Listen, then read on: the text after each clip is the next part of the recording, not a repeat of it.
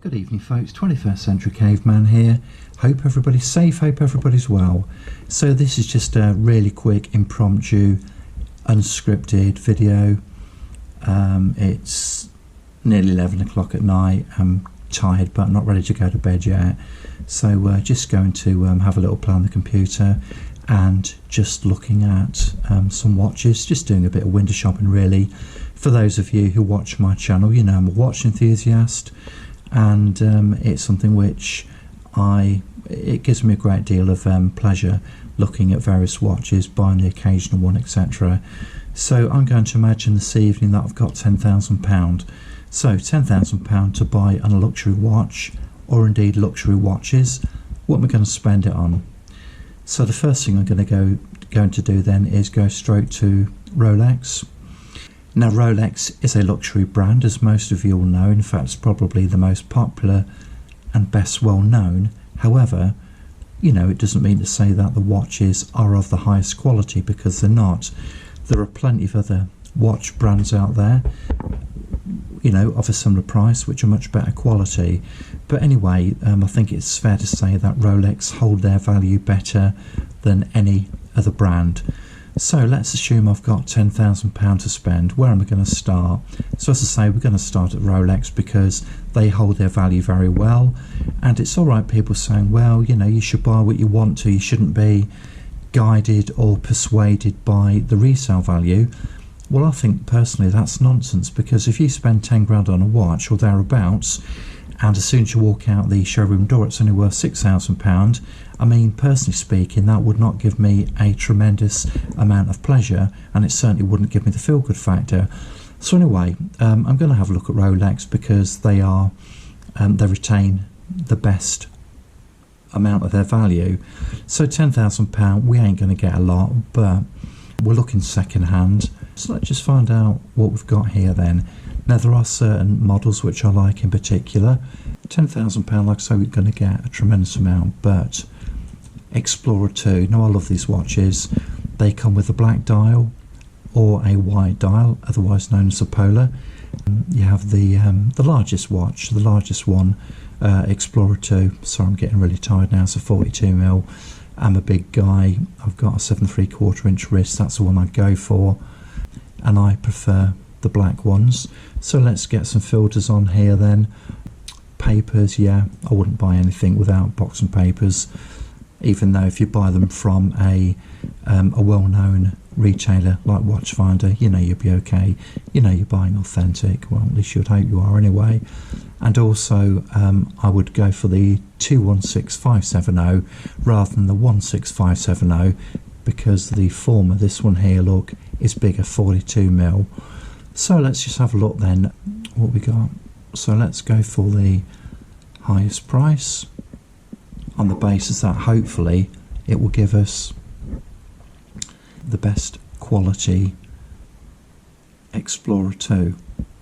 So what we got then? Now the thing is, it would be nice to perhaps buy a couple of watches if it's at all possible, but with something like this, I can't really see you being able to get a decent Explorer 2 and also get a decent second watch. So look, you know, let's cut to the chase here. We haven't got all night. So 8,950 quid. We've got an Explorer 2, absolutely beautiful. The bezel incidentally doesn't move. It's fixed in place, it's in situ. This is less than a year old, and here's the thing, you see, look, retail price, if you were able to buy this from an authorised dealer, you could get it for 6,250 quid. But if you want one now and you're not prepared to wait, indeed if you know you were even waiting, you were able to get one, it's going to cost you 8,950 quid. So I'm sticking that in the basket. But it's not the only Rolex I like. So let's just go back and see what else we've got, and then try and narrow down the field. So that's certainly a very beautiful watch. What else have we got? Now I like the Air King. This is a very unusual watch. especially for a very conservative brand like Rolex. This is extremely unusual, highly unusual, and it was quite a surprise when this came out a few years ago.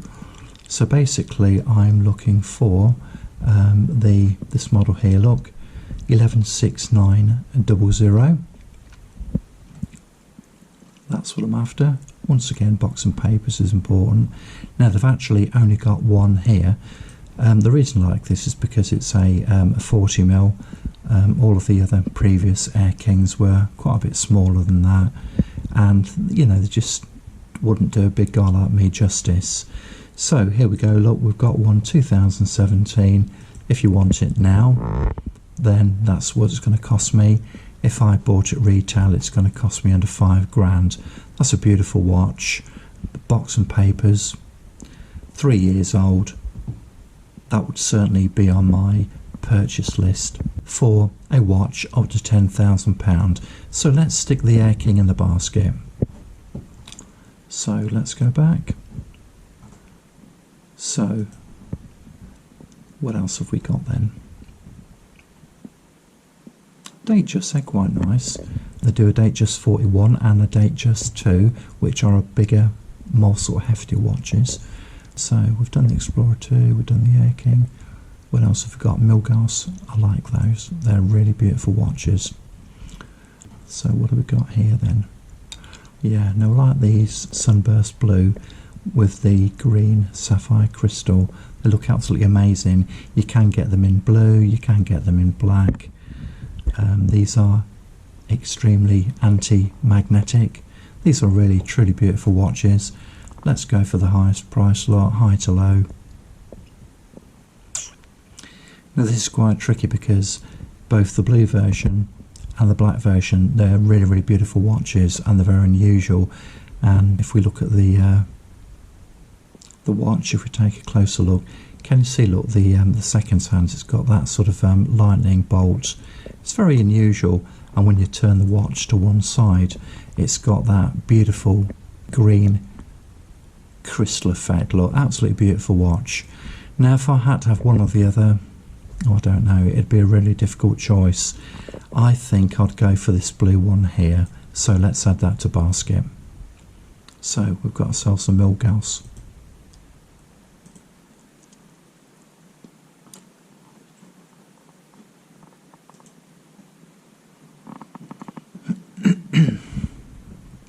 What else have we got?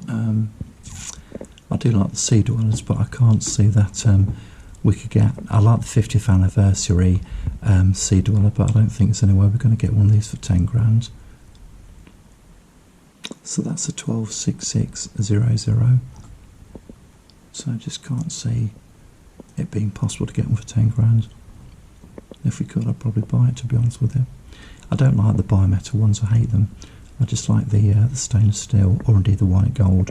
But the white gold Rolex watches and the stainless steel look so similar. Unless you're an expert, you wouldn't be able to determine between the two. So what have we got then? So the 126600, that's the one with the it says Sea Dweller in red.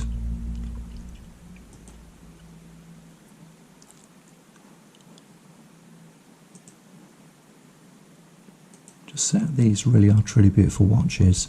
Now the Submariner is probably the most popular and most iconic Rolex of all time, but in terms of the actual proportions for a bigger guy like myself, and in terms of having something a little bit different, I would go for the Sea Dweller, but there ain't no way I'm getting that for £10,000. So I think we just need to knock that on the head basically. Yeah, let's just scrap that one, shall we? What else have we got then?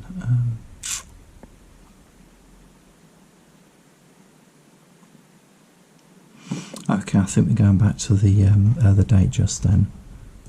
Let's have a look. Now with the Datejust, some of these are quite small, some of them are 36mm, which are basically, they're described as being men's watches, but they're basically only really suitable in today's environment for females. They're just too small. So let's just have a look at the Datejust 41. So they're not quite as bulky as the Datejust 2. They're more slimline, lighter. So we want papers, don't we? Most of them have anyway. And what we'll do is we'll go to and I like the blue faced ones, by the way. So let's see if we can find something with a blue face. As I say, you know, the video, it hasn't been scripted in any way. It's just a completely impromptu one. Now that's beautiful. That is a really nice watch. However, have they got one with the bezel here? Look, can't think of the word off the top of my head, so I'm getting very tired. But that is a truly beautiful watch. 7,700 quid, 2 years old. I like that. Once again, look, if you look at the prices, these hold their value very well. Indeed, they actually make money. So this is 2 years old, and it's going for 1,400 quid over the retail value. So it's about 22-23% over the normal retail price. That's a beautiful watch with a Jubilee bracelet. Do you know what? I'm going to stick that in the basket. Now what we will do, actually, let's just go back to the Datejust and have a look at the Datejust 2s. See what they've got in there. So these are bigger, heavier watches.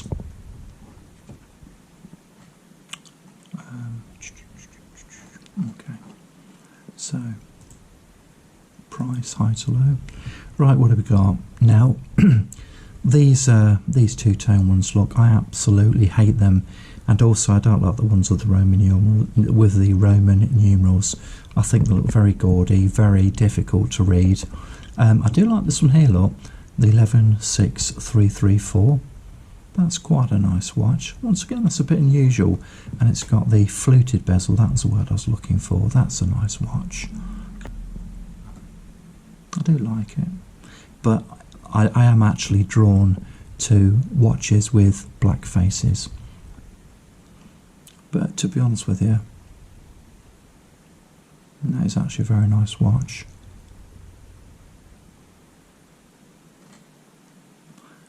That's a nice watch, I like that. Now it's 8 years old though. 7,150 quid. The reason it's so expensive is because it's been discontinued, and there's always the thing with Rolex, as soon as something goes discontinued, the prices start to creep up. Now, if I had £10,000, would I buy one of those? I certainly like one. Whether or not I would choose one over another one, that's a different question altogether. I also do prefer the fluted bezels, because when the light hits them, they look absolutely magnificent. But if I'm completely honest, I can't see one on here which takes my fancy at the moment. So I've got £10,000 then. What am I going to buy? I've stuck about 4 watches in my basket. Now I've got to decide what I'm going to spend my money on. So at the moment then, as we can see, we've spent just under £31,000. So that didn't take long, did it? So let's just try and work out what we're going to walk away with then. Now the Explorer 2 is an absolutely beautiful watch. It's also one of the larger Rolex watches. Absolutely lovely watch, just under £9,000. I really like that. Now I also like the Air King, quite a bit cheaper. So if I had £10,000 then and I bought the Air King, I would have, you know, about £3,825 left over. So I could actually get another decent watch for that. But if I had to make a choice, what would I do? Would I go for the Explorer 2 and pay a bit more money, or would I go for the Air King? This is a really difficult one, but if I had to make a decision, if I had £10,000 in my pocket, I was in the store and I had to walk out with only one watch, I'm walking out with the Explorer 2. So let's remove the Air King.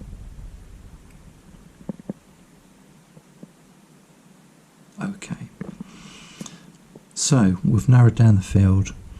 Now we've got 2 watches here, look, with blue faces. They're both very beautiful. I think it's fair to say that the Datejust 41 here is more of a dress watch, but it is a very, very beautiful dress watch. That is a really stunning looking watch. It's a shame though it doesn't have the fluted bezel. So £10,000, Now, because of my lifestyle, I want something which is going to be very durable. I mean, they both will be, to be fair.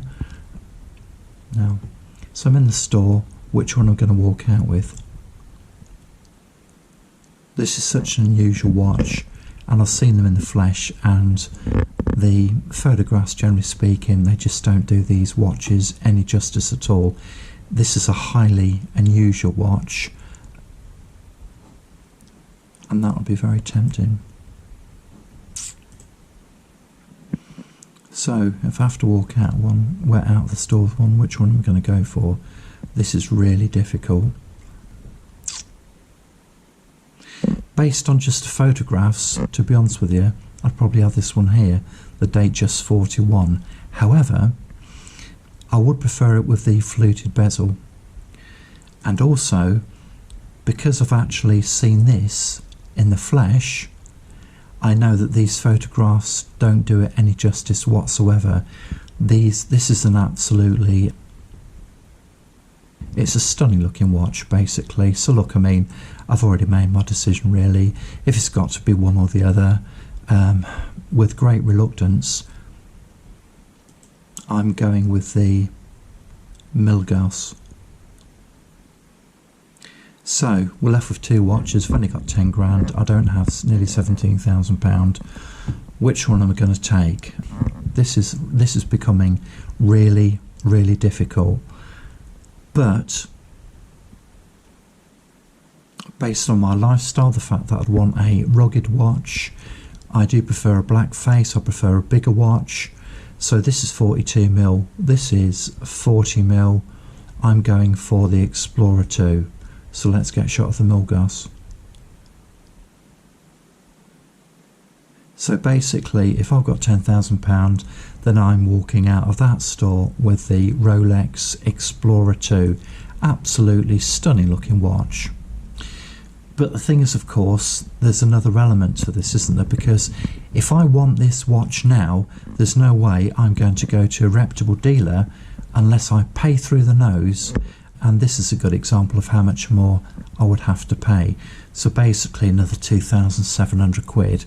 So would I be prepared to pay a third more for this watch just to get it now, rather than going to an AD, an authorised distributor, and try and pick it up for just over 6 grand? I mean, just over 6 grand is a bargain, really. Would I pay £8,950 for it? Bearing in mind that even if I went into an authorised dealer and they put me on a so-called waiting list, there's a chance that I may never get the call. Would I spend that money on it now? This is a difficult one because I know that I'm paying top dollar for this. But I think the chances of me getting it for 6,250 quid anytime soon are very remote. So the answer is yes, I would buy this watch and pay 8,950 for it. So with £10,000, that is the watch I would buy.